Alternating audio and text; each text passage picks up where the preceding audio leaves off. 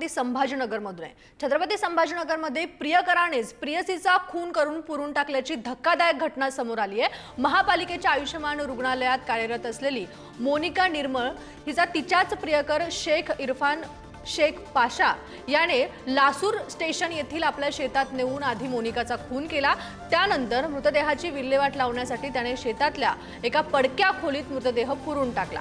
या प्रकरणी प्रियकराला पोलिसांनी बेड्या ठोकल्यात। मोनिका जालना ते संभाजीनगर कामानिमित्त प्रवास करायची।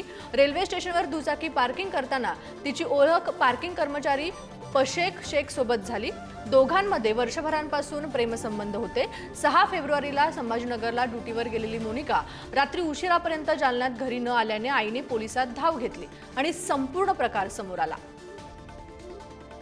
थोडासा तरी कायदा आणि सुव्यवस्थेचा आधार लोकांना मिळायला लागल्यामुळे हे प्रकरण उघडे पडू लागले लव जिहादचे, आणि त्यामुळे मागच्या काळात घडलेले प्रकरण आता ही समोर येऊ लागले। ज्या काळात त्यांना न्याय नाही मिळाला, परंतु देवेंद्रजीच्या काळात बऱ्याच जणांना कायदा आणि सुव्यवस्थेचा आधार वाटतोय, संरक्षण वाटतंय, म्हणून लोक या लव जिहाद विरुद्ध बोलायला लागले। निश्चित या घटनेचाही तपास सुगावा जर अशाच प्रकारे लव जिहादचा असू शकेल तर देवेंद्रजीने मागेच घोषणा केली होती, लव जिहादचा कायदा स्वतंत्रपणे बनवण्याचा निर्णय त्यांनी घेतला।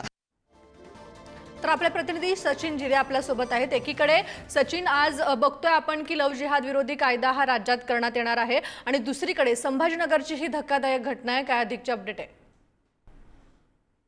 खरंच ही धक्कादायक घटना आहे। त्याच्यावर ही जी मृत मुलगी आहे ही जालना येथून संभाजीनगरमध्ये नोकरीसाठी दररोज अपडाऊन करायची। रेल्वे आणि रेल्वे स्थानकावर असलेल्या पार्किंगमध्ये तिची वाहन लावायची। त्याच दरम्यान या आरोपी शेखची तिची ओळख झाली, ओळखीचे रूपांतर प्रेमामध्ये झाले।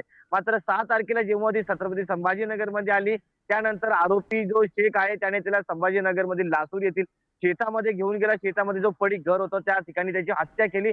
हत्या केल्यानंतर तिला जमिनीमध्ये पुरण्यात आलं। ही सर्व घटना जी आहे ती पोलिसांनी जेव्हा तिला खाक्या दाखवल्या त्यानंतर आरोपी शेखने कबुली दिली की हत्या केली, आणि त्यानंतर पुरलेला मृतदेह जेव्हा काढण्यात आला तेव्हा त्या तरुणीचे कपडे पूर्णपणे जाळण्यात आले होते। असं देखील म्हटलं जात आहे की त्याला जाळण्याचा देखील प्रयत्न झाला होता मेल्यानंतर।